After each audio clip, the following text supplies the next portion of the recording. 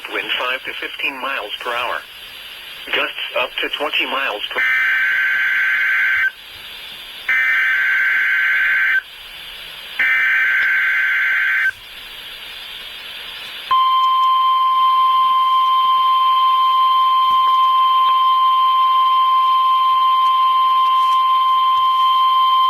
This is the National Weather Service in Duluth, Minnesota. We have just activated the public warning alarm tone. This is a test of this weather radio station's public warning alarm system. During potentially dangerous weather situations, specially built receivers are automatically activated by the signal to warn of the impending hazard. Tests of these receivers and this alarm system are normally conducted by the National Weather Service office in Duluth, Minnesota each Wednesday around noon. When there is a threat of or existing severe weather in the area, this test will be postponed until the next available good weather day.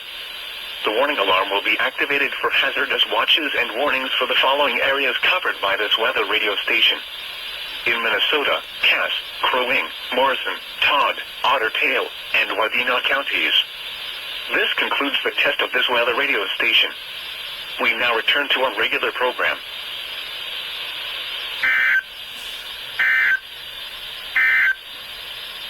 This is the National Weather Service in Duluth, Minnesota. At Duluth, it was fair, with a temperature of -4.